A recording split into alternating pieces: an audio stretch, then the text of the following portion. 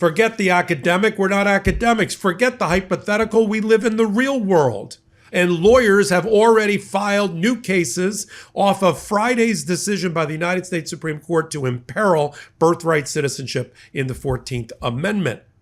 How did they do it? Why did they do it? How did they do it in just hours? And what happens when you have multiple new class actions? We're going to learn a lot about class actions on this hot take. Multiple class actions seeking temporary restraining orders about the same class. Then what do? What if you have competing class actions, Popok? Well, there's a way to resolve all of that, as we have at least two different judges with two new class actions in front of them, and they're dealing with it as we speak. This is what happens when the resistance is ready for what the Supreme Court could do. Nobody was caught flat-footed. Everybody filed new suits, as was invited by Justice Kavanaugh, as was invited by Justice Sotomayor. Let's break it down right here on the MeidasTouch Network and Legal AF. I'm Michael Popok. Okay. How did we get here? We got here because starting with the 5th day of this administration, 3 different courts started issuing nationwide injunctions to block Donald Trump to declare his executive order on birthright citizenship unconstitutional, that you can't change a constitutional amendment based on an executive order. Rock, paper, scissors, you lose. You want to change the constitutional amendment, you either have to convince the United States Supreme Court to reinterpret clear and unambiguous language, or you got to amend the amendment or amend the Constitution. Not happening. Can't do it by executive order. So you got 3 nationwide injunctions. Okay. It went up to the United States Supreme Court over the spring with a ruling on Friday. Not on birthright citizenship per se, but on the nationwide injunction powers of a federal judge.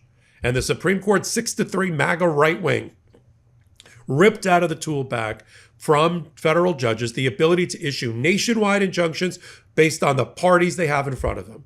They said, go back in your lane, the MAGA majority. Stay in your lane, federal judges. Color within the lines, federal judges. The declaration of what's constitutional or not on a nationwide basis is for the United States Supreme Court, not for you lowly federal judges.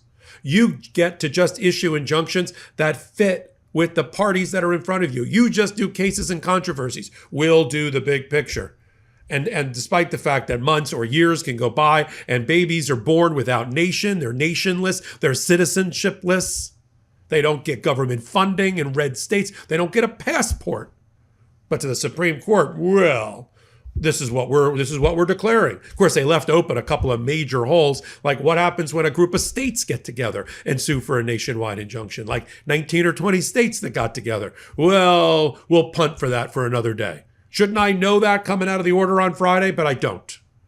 And so we have that new gray area. But 2 invitations. The only time that Kavanaugh and Sotomayor ever got along is in there. They had almost the exact same line in there. For Kavanaugh, it was his concurrence, meaning he agreed with the majority, and with Sotomayor, her dissent. And they said, well, you can get the equivalent of a nationwide injunction if you move for a class action status, class action certification, and a temporary restraining order on top of that. That's a nationwide injunction. Sotomayor said, effectively, get on your high horse, hurry up, go file. And the group in Maryland, led by Georgetown University, was ready because within less than 3 hours, they filed a class action complaint, a motion to certify the class, and a temporary restraining order. And then just hours after that, in New Hampshire, in front of Judge LaPlante, the American Civil Liberties Union and a bunch of other groups, including Democracy Forward, Norm Eisen, they filed in front of a judge up in New Hampshire, seeking the exact same thing. Hold that thought. We got competing class actions, potentially. What's a class action? Quick tutorial. There's 2 ways to bring cases in court. Individual actions, collective or class actions. Individual actions, you have a dispute. You have a breach of contract, something happened to you. You were injured. You and a group of people were injured. Not that large of a group of people. You all have rights under a contract, or you live together. You lived in the same area. You got an environmental disaster, some sort of personal injury, some sort of tort or defamation. It's not a lot of people, 8, 9, 10, 20, 50 people maybe. They sue together in court under some right, to have some right declared over some injury. That's individual, okay? And now with the Supreme Court, it says when you have those cases, you can only fashion federal judges injunctions that fit those parties and only apply to those parties. No more nationwide injunctions. Okay? That's terrible in a lot of different areas, by the way. Environmental cases, terrible. Civil rights cases, terrible. To take away that power of a federal judge. All right. But that's what it is.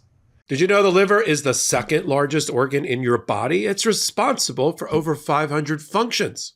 But for some reason, liver health doesn't always get the attention it deserves. Over 30% of Americans have a sluggish liver, a problem that often goes undetected until the very last minute.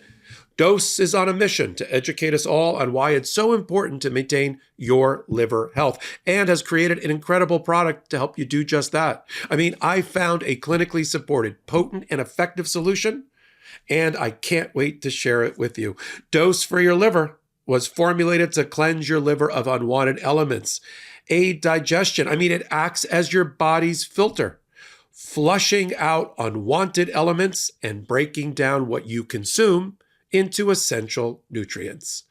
The liver produces and regulates cholesterol, stores vitamins and minerals, and impacts digestive and metabolic health, among many other things. Dose's science-backed formula promotes liver function, aids digestion, eases bloating, and even boosts energy levels. In a double-blind, placebo-controlled clinical trial, Dose for Your Liver lowered liver enzyme levels by 50% in over 86% of participants.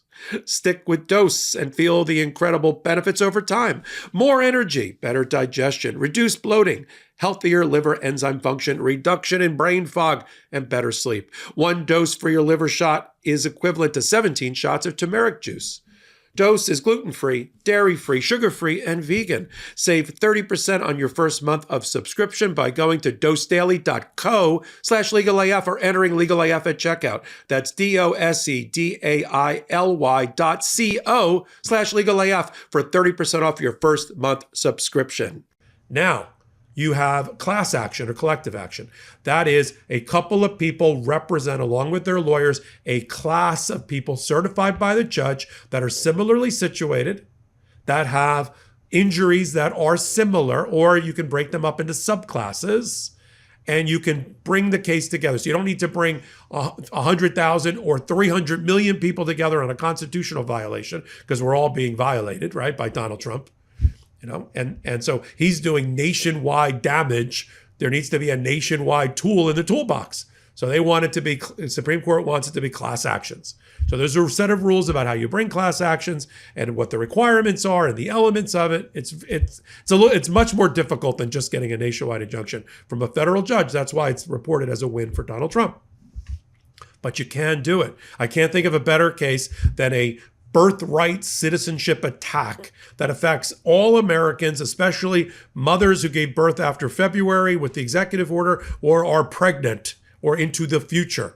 You put them all into a class. Now, New Hampshire's case and Maryland's case are almost identical. I've looked at both of them, right? In terms of their class, of who they're defining as a class. So then what do you do? Because you can't have you're not supposed to have competing class actions with potential orders by different judges on in different ways. One grants the injunction, one doesn't grant the injunction. So we're going to find out. Judge LaPlante is going to hold a conference in New Hampshire that I'll report on. Judge Boardman is holding a conference early this week in her courtroom about the procedure around the class certification, obviously going to be opposed by Trump, and moving forward. So she can make what Justice Sotomayor wants, a fast ruling, so that it gets up to the Fourth Circuit Court of Appeals or the First Circuit Court of Appeals and ends up at the United States Supreme Court this summer. That's the goal. Because think of the purgatory and the limbo these babies and their mothers are living in. They're babies born now, right? In a red state. Birth certificate says that state, Alabama, for lack of a better, Mississippi, right? Person says baby US, baby United States citizen, funding, I need, support or social services, or I need a passport. No, we don't recognize you as a US citizen. What do you mean? Well, there's an executive order. Yes, but it's in litigation. Right. But the injunctions have all been stayed effectively. And so now has to go back through a process, and babies are being born every minute. That's the problem. That's the real world that we live in. Now, how do you solve the problem of competing class actions? Let me end it that way. There is a mechanism. There's a joint panel for multi-district litigation. Of course there is. And the joint panel for multi-district litigation takes up the cause of when there's competing class actions about which class action is going to be the one, or how they're going to consolidate them, or maybe one gets stayed while the other one moves forward, and what judge is going to handle it. So the multi-district panel, which is very weird, by the way, it's sort of a secret panel nobody ever thinks about. And it's all appointed by John Roberts, the Chief Justice. And right now, the 7 members of it, 4 are George W. Bush appointees, of all things. 2 are Clinton, and 1 is Obama. No Trump, no Biden at all. And this group is going to make a decision about who's going to be the judge. Could be Judge LaPlante, could be Judge Boardman, New Hampshire, Maryland, could be Judge Coffenor, that's my vote, senior status judge out in Seattle, who made the first ruling against the Trump administration about birthright citizenship 5 days into their administration. He's good. They look at the credentials, they look at the docket, they look at, which case makes the most sense in terms of proximity, or what we call locale or situs, witnesses availability. Here, it's a nationwide issue. You can put it anywhere. So I think they're going to find the best judge. I think if there's a case that's filed, which hasn't yet been, in Seattle that matches these two, then it may end up with Judge Coffenor. Usually it's the first to file. So the first to file was Maryland. That's Judge Boardman. That's being led by Georgetown. The backup case is New Hampshire, led by the ACLU and Democracy Forward. And then we'll wait to see if a case gets filed in Washington at all, or Seattle at all. And this panel would decide it. They can do it on their own initiative. They can do it because a party asked for it. If you're the defendant, you want one case. So we'll have to see what Trump does next. We'll know more when the Boardman hearing takes place early this week. We'll know more when Judge LaPlante holds their hearing. And then we'll see if this multi-district litigation panel comes into play. In the meantime, I'll keep you posted. I'm Michael Popok. You're on the MeidasTouch Network. You're on Legal AF. Come over to Legal AF. Oh, God, we're so close. I can taste it, to getting to 700,000 subscribers in less than 8 months over on the Legal AF YouTube channel. With your help, we vibrate on that same frequency. With your help, we will get there. So until my next report, I'm Michael Popok. Can't get your fill of Legal AF? Me neither. That's why we formed the Legal AF Substack.